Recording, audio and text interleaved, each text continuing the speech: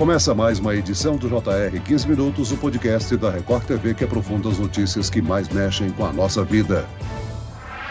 Após meses com os números de casos confirmados da Covid-19 apresentando quedas em todo o país, o cenário de estabilidade na transmissão da doença começou a se modificar nos últimos dias. O estado de São Paulo confirmou a primeira morte causada pela nova variante do coronavírus, a BQ.1, que circula hoje na Europa, China e Estados Unidos, e que causou o aumento de infecções em países como Alemanha e França. A nova variante pode gerar uma nova onda de contaminação? O aumento de casos é esperado? E qual a recomendação para a população? O 15 Minutos de hoje esclarece essas e outras dúvidas com o médico infectologista Marcelo Dayer. Bem-vindo ao nosso podcast, doutor. Olá, Celso. É um prazer falar com vocês. Quem nos acompanha nessa entrevista é o repórter da Record TV, André Tal. André, além de São Paulo, que confirmou a primeira morte, a nova subvariante já foi detectada em outros estados, não é mesmo? Olá, Celso. Tudo bem, doutor Marcelo? Muito obrigado pelo convite. Exatamente, Celso. Outros casos da nova subvariante já foram registrados no Rio de Janeiro, no Rio Grande do Sul e no Amazonas por meio de sequenciamento genético realizado pela Fundação Oswaldo Cruz, a Fiocruz. Celso, falando aqui do estado de São Paulo, a Secretaria havia confirmado 2 casos de Covid-19 relacionados a essa nova variante, a BQ.1, e confirmou o primeiro óbito. Uma paciente de 72 anos, uma mulher, ficou internada por 7 dias, morreu no dia 17 de outubro, mas só ontem foi confirmada a infecção pela subvariante. De acordo com o órgão, a paciente apresentava diversas comorbidades. Outro caso detectado em São Paulo é de um homem de 61 anos. Ele ficou isolado e não teve complicações pela infecção. Doutor Marcelo, esses casos de São Paulo e também de outros estados fortalecem a suspeita de que essa nova subvariante já está se espalhando pelo país? Com certeza. Já tem um mês, aproximadamente, do caso do óbito, né? Então, a subvariante vai ganhando força em transmissão e, com certeza, ela passará a ser a subvariante dominante. Provavelmente, nós teremos uma nova onda, porque a gente observou essa onda acontecer na Europa, está acontecendo nos Estados Unidos, e no Brasil não deve ser diferente, a gente deve ter uma nova onda, sim, e provavelmente essa subvariante será a que vai dominar o cenário. Agora, doutor Marcelo, 2 novas subvariantes da Ômicron, a BQ.1 e a XBB, têm causado impacto na Europa, na China e nos Estados Unidos, e pelo visto agora começa a crescer aqui no nosso país. Qual é a diferença das novas subvariantes para as anteriores?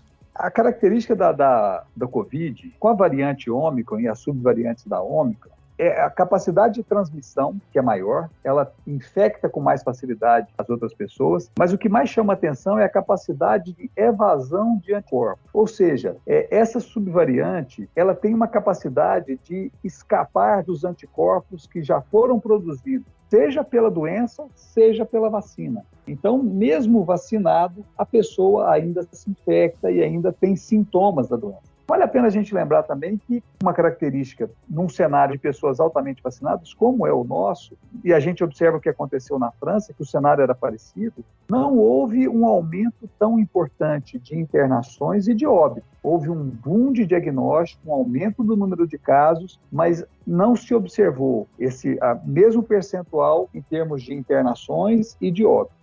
Isso quer dizer, doutor, que apesar da transmissibilidade ser a tendência de ser maior, essas subvariantes elas não são tão perigosas quanto o que a gente viu no começo da pandemia? Sim, elas não são tão agressivas, em parte pelo fato de adaptação do vírus e em grande parte pela vacinação, o cenário de vacinação já ser bastante elevado. Agora, doutor Marcelo, os hospitais têm registrado um aumento do número de internações de pacientes com a Covid, né, com essa subvariante. Nós estamos observando um aumento de internações de síndrome respiratória. Parte deles é por Covid ainda, mas grande parte por influenza e outros vírus de doenças respiratórias. Então, a gente tem que entender o que Covid elevou, aumentou um pouco o diagnóstico, aumentou um pouco a internação, mas não na mesma proporção do número de casos. E até porque a gente tem testado bem menos, os hospitais têm testado menos também. A gente não tem mais aquela preocupação de testar todos os pacientes que entram eletivamente para o hospital. A gente testa quando a gente tem uma suspeita clínica, então a gente tem testado menos.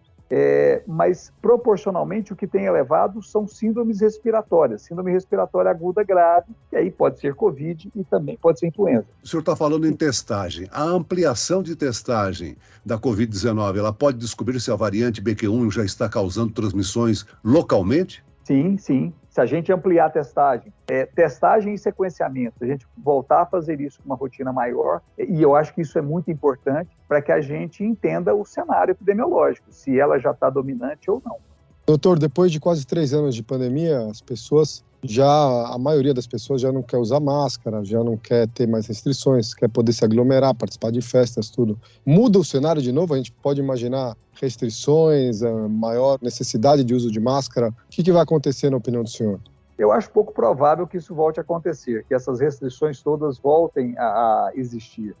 O que eu acredito que deva ocorrer, e a gente já pode falar isso, é a recomendação. As pessoas de maior risco, pessoas mais velhas, pessoas com comorbidade, essas pessoas devem, quando estiverem em um ambiente fechado, aglomeração, essas pessoas procurarem locais com maior circulação de ar, evitar aglomerações e, se por acaso estiverem nesses locais, aí sim utilizar máscara, que é fundamental. Lembrando que a gente tem um cenário favorável, uma doença que tem causado bem menor gravidade do que a gente viu há 2 anos atrás, 1 ano e meio atrás, mas é uma doença que em determinadas situações ainda vai levar à internação e ainda vai acontecer, óbvio, né, pelo Covid. É o que se fala de aprender a conviver com o vírus, né, doutor? Mas queria que o senhor deixasse claro quais são os grupos que precisam redobrar os cuidados contra o coronavírus, por favor. Muito importante a gente lembrar isso, né? As pessoas mais velhas têm uma chance maior de ter doença grave, principalmente acima de 60 anos.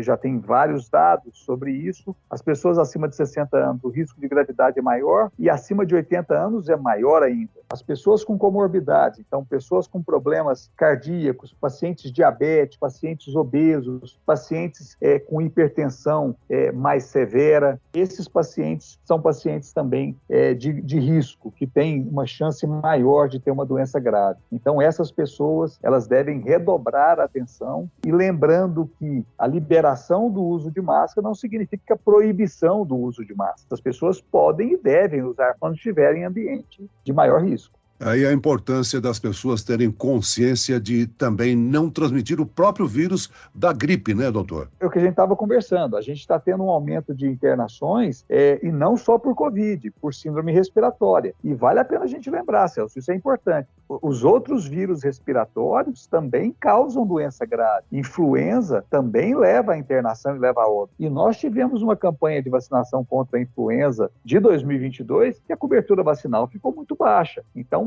essas pessoas, ainda dá tempo, essas pessoas que não se vacinaram, procurem unidades, façam a vacina contra a influenza e façam a vacina contra o Covid também, se não fez as doses de reforço programadas. Ainda dá tempo da gente fazer a vacinação, porque nós estamos observando uma tendência de elevação de casos. Então, dá tempo ainda da gente correr atrás, fazer a vacinação para diminuir a gravidade da doença. Vale ressaltar aqui que apenas 16% da nossa população tomou a 4ª dose, né, doutor? Exatamente. Então, a gente percebe isso, principalmente essas pessoas de maior risco, né? Os idosos, as pessoas com comorbidades, é fundamental que eles tenham essa 4ª dose feita, porque a imunidade ela vai caindo com o tempo, né?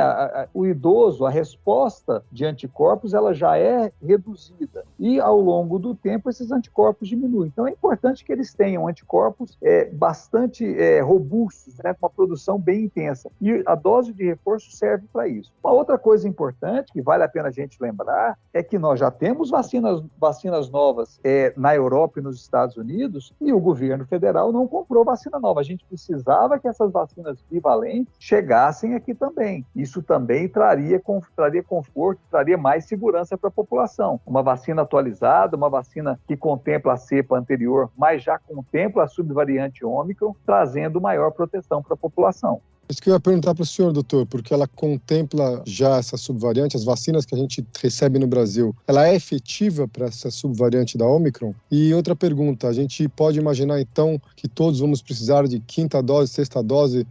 Até alguns especialistas dizem não é questão de 5ª ou 6ª, é uma dose todo ano a gente tem que se imunizar, né? Então, pelo que a gente observa, da questão do próprio vírus, da característica dele de evasão de anticorpos, e daqui a produção de anticorpos pela vacina cai ao longo do tempo, ao longo de alguns meses, claramente pessoas, grupos específicos precisarão de vacinação rotineira. Provavelmente essa vacinação vai ser anual. As vacinas novas não chegaram no Brasil ainda. Eu não tenho informação, porque o Ministério não passou isso, se ele está negociando a compra de vacinas novas, vacinas bivalentes. Seria muito importante que isso acontecesse. Existem fora, olhando para a China e para a Índia, já estão utilizando vacinas intranasais lá também como reforço, que é uma vacina que dá uma proteção de mucosa muito boa, diminuindo inclusive chance de infecção pelo vírus. Então a gente tem coisas novas acontecendo fora do Brasil que ainda não chegaram aqui e que talvez pelo processo eleitoral e tudo mais ficou em segundo plano, mas está na hora da gente retomar o foco no Brasil atual e pensar em comprar vacinas modernas, incentivar a produção pelo Butantan, pela Fiocruz, dessas vacinas mais atuais, para que a população possa utilizá-las. Ou seja, esses inalantes, né, que a Índia e a China desenvolveram, e esses medicamentos, eles conseguem prevenir contra a Covid? Sim, esses inalantes nasais, ele protege, ele aumenta a produção de anticorpos de mucosa. Então, o vírus vai ter dificuldade de se instalar, porque eu tenho uma produção de anticorpos na minha mucosa nasal maior. Esse é o objetivo dessa vacina. Ela não serve para vacinação primária, então não é para começo de vacinação, mas para reforço. Então, se a gente tivesse esses inalantes aqui, seria mais uma estratégia. Não é picada, é fácil de aplicação, então seria mais fácil para a gente utilizar. Doutor, a gente tem visto sempre novas variantes, como a Ômicron, subvariantes como essas que aparecem agora, que se transmitem mais rapidamente, mas não causam tantos óbitos, principalmente. É possível, a gente tem o risco de uma subvariante aparecer muito mais perigosa? Sim, sempre isso é possível, porque o vírus ele vai se adaptando. Lembrando que essas variantes, elas são mudanças muito pequenas no vírus, né? Então, os anticorpos que a gente produziu, o vírus consegue escapar em parte deles, causando infecção, mas os anticorpos ajudam a diminuir a gravidade. Tanto é que a gente não está observando maior gravidade nesses quadros. Mas é possível, sim, uma mudança mais importante, uma mudança de caráter maior no vírus, levando aí, sim, os anticorpos não protegerem para absolutamente nada e o vírus causar uma doença mais grave. A gente observa muito isso com o vírus influenza. De tempos em tempos, variações muito grandes. Isso aconteceu em 2009, quando a gente teve a gripe suína. Foi uma variação tão importante que os anticorpos que existiam não adiantavam e nem as vacinas prévias adiantavam. Tivemos que desenvolver uma vacina rapidamente para atender aquele surto. Então, essa discussão de que a vacina para a Covid foi feita muito rápida, na época da gripe foi feita também. Desenvolveu-se uma vacina em caráter de urgência para atender aquele vírus que estava circulando, que era um influenza A, para realmente conter aquele surto.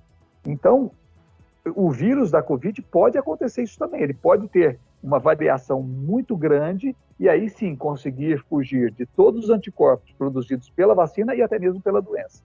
Doutor Marcelo, os sintomas são variáveis de acordo com cada paciente. Vamos alertar os nossos ouvintes, os nossos internautas, a respeito de um sintoma que recomende ele a procurar uma unidade de saúde básica e realizar a testagem. Os sintomas, Celso, eles não mudaram muito da Ômicron para cá, mas são sintomas respiratórios. O paciente normalmente tem febre, dor de garganta, dor de cabeça, tosse. Ele pode ter coriza, então o nariz escorrer um pouco, pode ter ou não, mas o que chama atenção, febre, tosse, dor de garganta e dor de cabeça. São sintomas mais altos, né, respiratórios altos, que a pessoa deve procurar uma unidade de saúde, pensando em doença respiratória, e fazer as testagens para os vírus respiratórios, inclusive o Covid. Muito bem, nós chegamos ao fim desta edição do 15 Minutos. Eu quero aqui agradecer a participação e as informações do médico infectologista Marcelo Daher. Muito obrigado, doutor. Muito obrigado, um prazer falar com vocês. E agradeço a presença do repórter da Record TV, André Tal. Obrigado, André. Obrigado, Celso. Sempre uma alegria participar do podcast. Esse podcast contou com a produção de David Bezerra e dos estagiários Lucas Brito e Kátia Brazão. Sonoplastia de Marcos Vinícius, coordenação de conteúdo Edivaldo Nunes e Deni Almeida. Direção editorial Tiago Contreira. Vice-presidente de jornalismo Antônio Guerreiro. E eu, Celso Freitas, te aguardo no próximo episódio. Até amanhã.